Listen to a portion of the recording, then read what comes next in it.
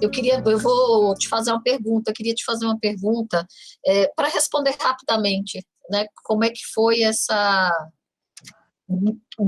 quem que compunha essa equipe, quais eram as expertises dessa equipe do projeto originário da lei, como é que foi o trabalho de vocês indoor, né? Como é que foi o trabalho de vocês sem ser na perspectiva de conversar com o parlamento, na perspectiva de conversar com governadores, enfim. Como é que era o trabalho de vocês? Porque vocês são responsáveis pela mudança da cultura de finanças públicas de um país, né? Esse grupo que se juntou para fazer essa minuta de projeto de lei, vocês são responsáveis por uma mudança impressionante no país, e uma mudança positiva.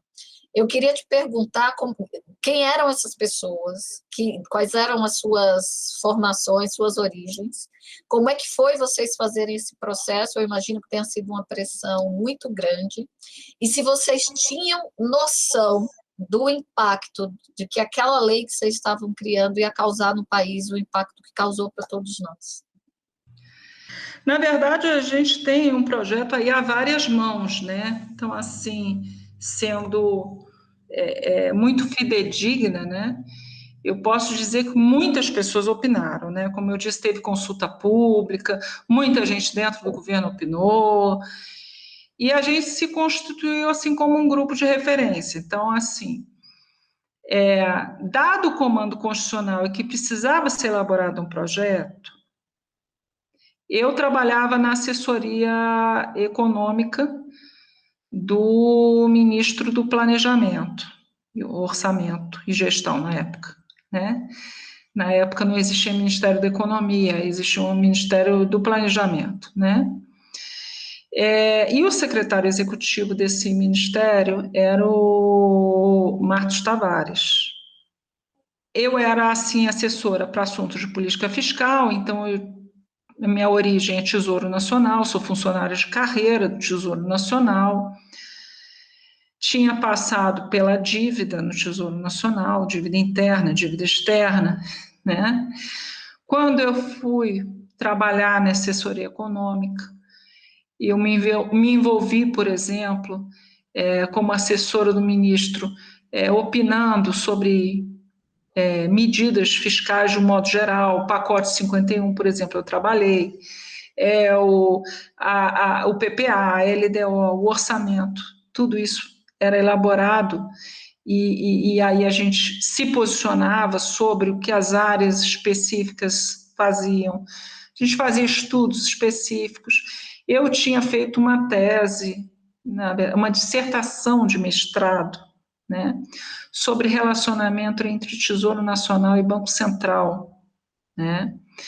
Então, inclusive, argumentos que eu utilizei nessa tese foram utilizados para construir dispositivos lá na Câmara dos Deputados, né, sobre essa matéria.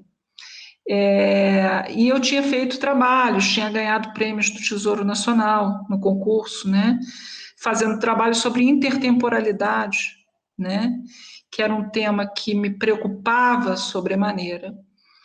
E eu tinha muito contato conversava muito com o José Roberto Afonso, que na época era superintendente financeiro do BNDES, e o BNDES estava ligado à pasta do planejamento nessa ocasião.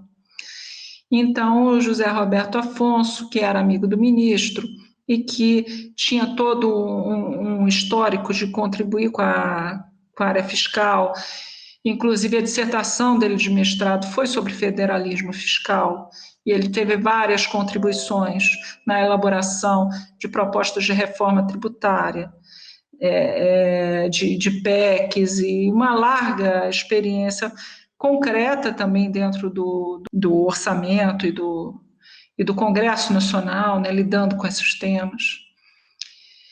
E aí o Zé trouxe essa ideia, olha, a gente tem que construir alguma coisa aqui, né, sobre esse assunto. Partiu dele, ele tinha sido assessor do Serra, que foi o relator na Constituinte do capítulo sobre finanças públicas, né? Então, tudo isso se juntou e se juntou com o diagnóstico, a terrível situação fiscal que nós vivenciávamos, né? E aí a gente começou a escrever alguma coisa, né? Juntar. O que que dá para juntar? O que que dá para colocar aqui, né? E o Zé, inclusive, contratou os serviços do Dr. Cid Heráclito de Queiroz, lá pelo BNDES, que tinha sido procurador da Fazenda Nacional e que tinha largo conhecimento jurídico, especialmente sobre operações de crédito e, inclusive, o dispositivo lá, o 29, né? É uma redação bem dele, né?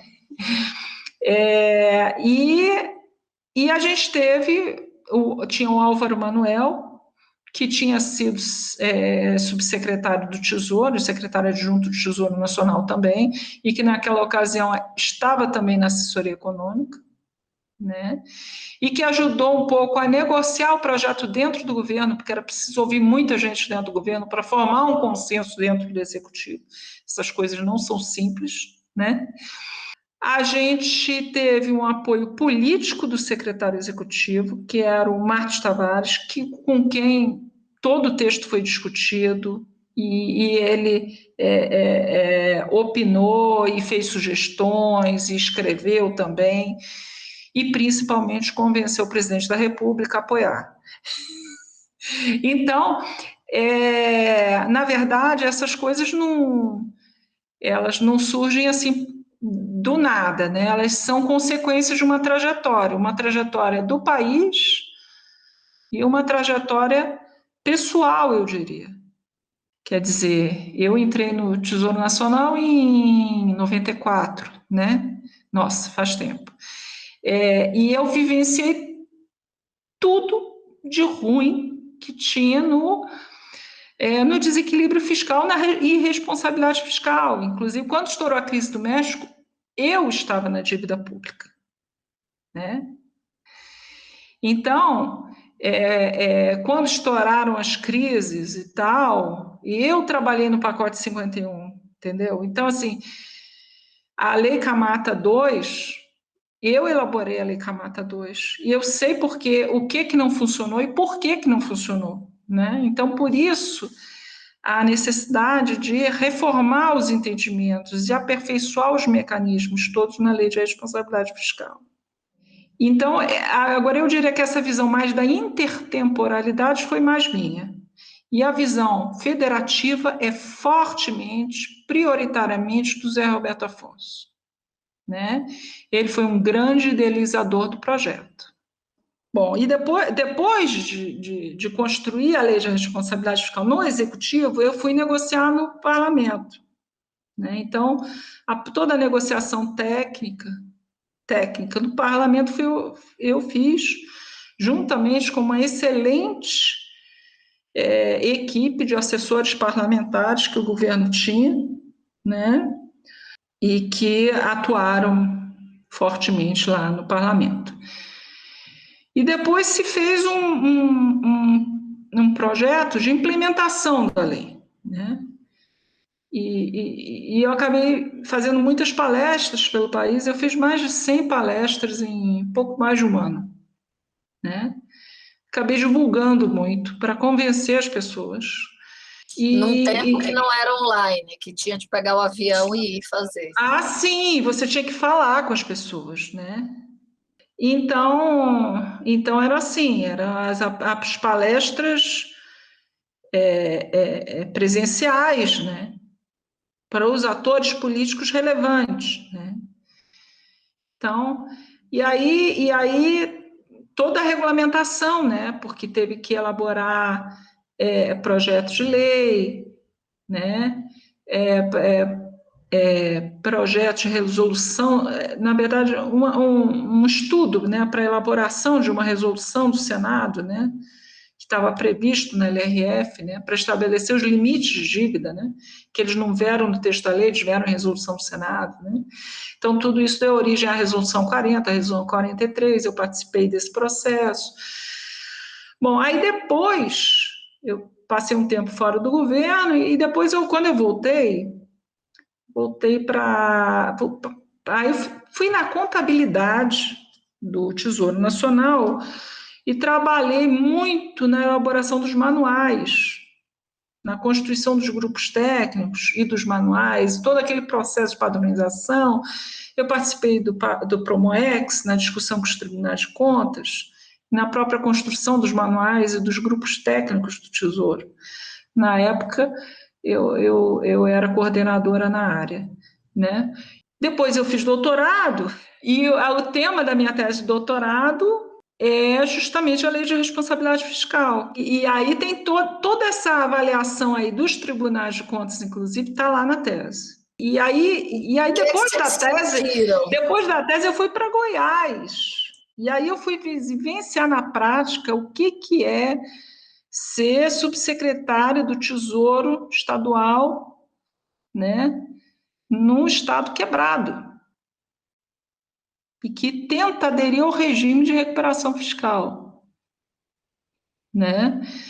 Então, eu conheci também essa parte da vivência local do problema, da vivência na União. Do outro lado do balcão. E da vivência local, né? E é isso. Vocês tinham noção do que vocês estavam criando? Vocês tinham noção do impacto que vocês iam causar? A gente sabia que era altamente impactante, sim. E eu me lembro que na época da negociação, eu praticamente me mudei para o Congresso Nacional. Eu não fiquei como algumas pessoas fazem, eu mando o projeto e aí fico olhando lá o projeto à distância. Eu ficava dentro do Congresso Nacional para apagar incêndio, para falar com quem tivesse que falar, porque aquele era o objetivo. Aprovar o texto e aprovar de uma maneira que ele não fosse distorcido, digamos assim. O que de fato não aconteceu, ele foi até aperfeiçoado pelo Congresso Nacional. Ficou melhor, eu diria. Professora Selene, muito obrigada por todo esse tempo que a gente passou hoje, que vai gerar 2 episódios da série. E, acima de tudo, muito obrigada pela sua dedicação e de toda a equipe que dedicou não só conhecimento, não só horas de família, mas também muita saúde mental, emocional, e deixou um legado para o país. Eu sou grata a todos vocês pelo legado que vocês deixaram. As leis não são perfeitas, mas elas vêm para trazer o impulso, né? Elas trazem um impulso e depois de um tempo que ela cumpre aquele ciclo, outra virá e trará outro impulso.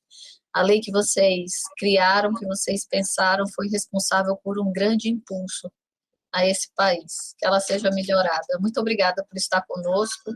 Passada essa pandemia, eu espero tê-la aqui pessoalmente na Universidade de São Paulo, junto com os nossos alunos, para a gente, além de discutir os temas, trocar aí um abraço afetuoso e caloroso. Muito obrigada. Você encerra a nossa série Xi Finanças Públicas. Encerramos com chave de ouro com a grande mulher da área das finanças públicas. E o próximo episódio será uma live que eu espero que vocês gostem. Eu é que agradeço, viu? Agradeço muito a oportunidade de falar sobre esse assunto que me é tão caro e espero, sim, interagir com os alunos na live. Acho que vai ser muito bom. Espero que vocês tenham gostado do episódio de hoje. Esperamos vocês no próximo episódio. Se você ainda não se inscreveu no canal, faça agora. Assine o sininho e você terá informação toda vez que um novo episódio for colocado. Até mais.